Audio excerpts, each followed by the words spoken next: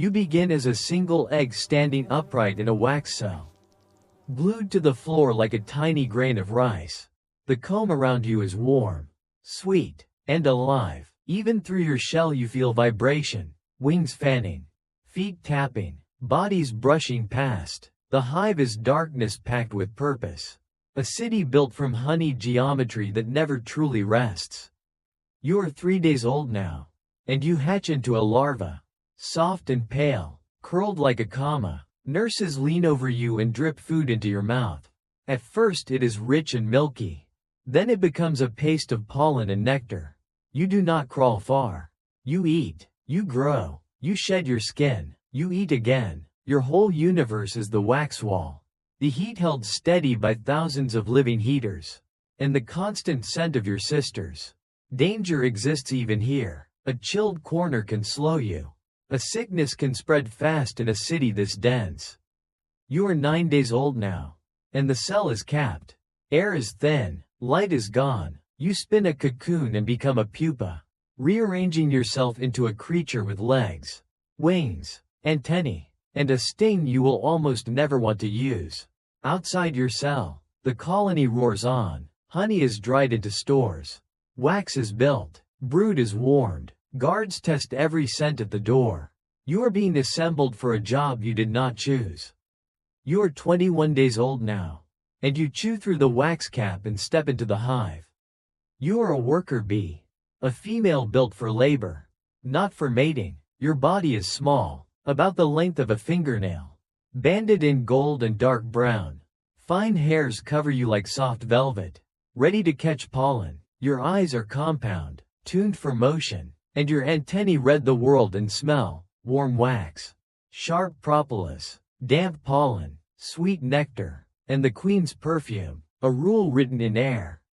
Your first hours are not heroic. You clean, you scrape the bottoms of cells, polish them, carry flecks of debris away.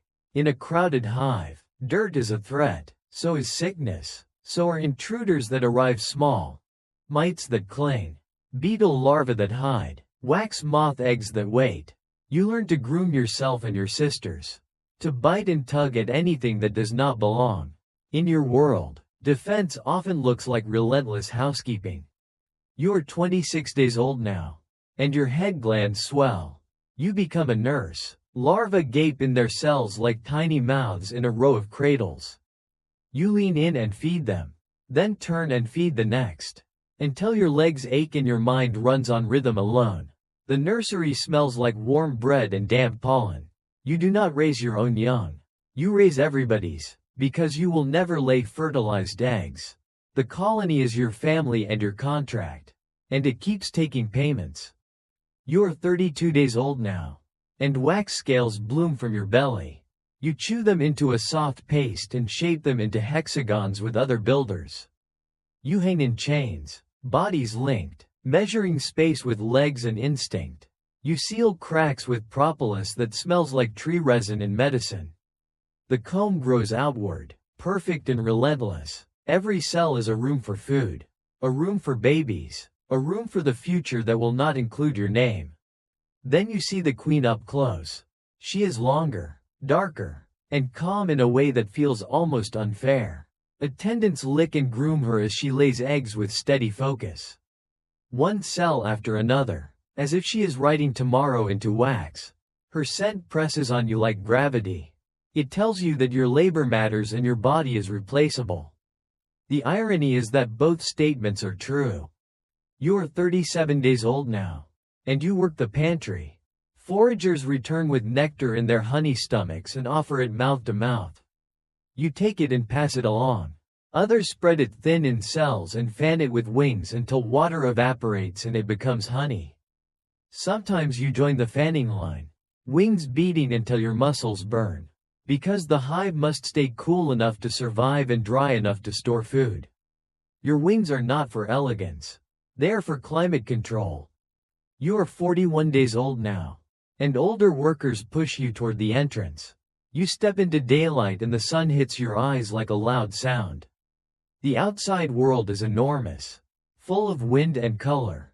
You take short looping flights and memorize landmarks, a tree line, a fence, a patch of flowers, the angle of the sun.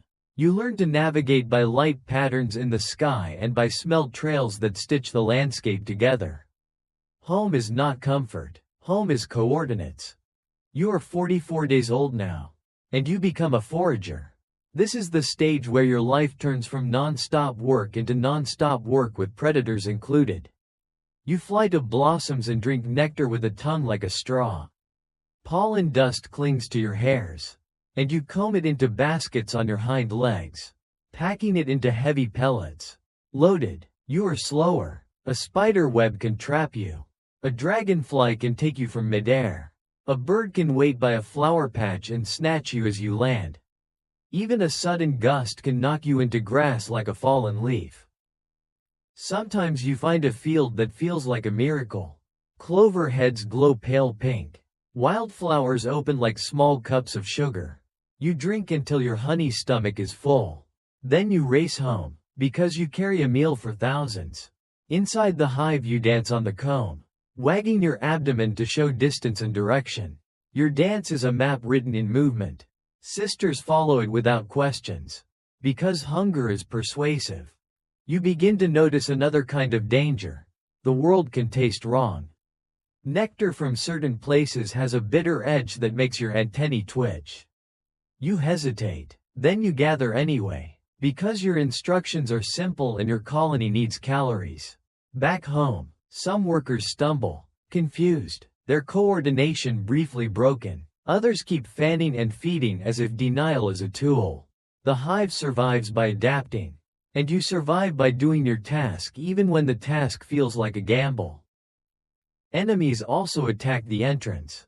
Wasps patrol, trying to grab a returning worker.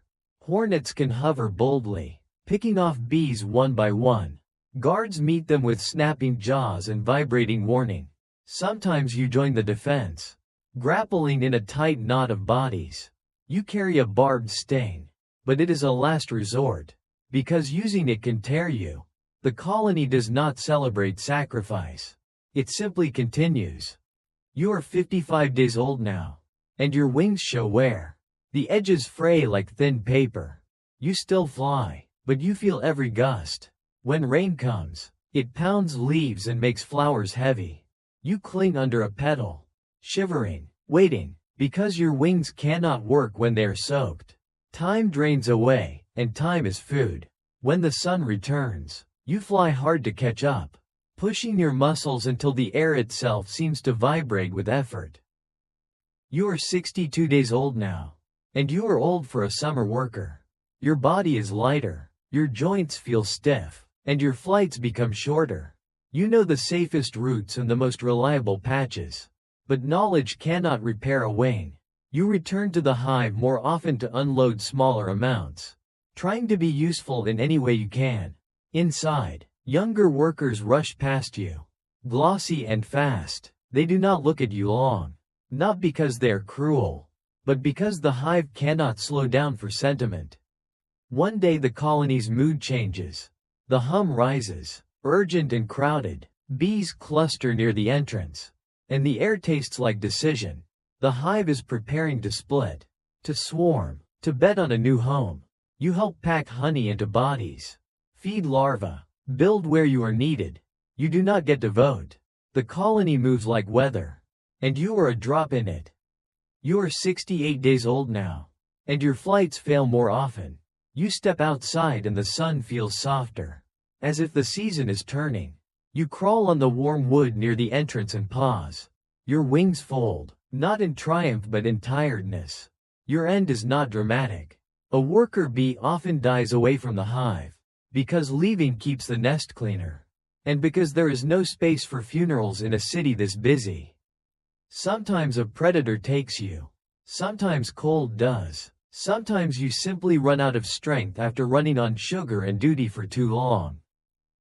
The meadow keeps swaying. New workers emerge, clean cells, feed larvae, build wax, and launch into the same bright danger you once met for the first time. Life as a worker bee who never gets a day off is not just hard.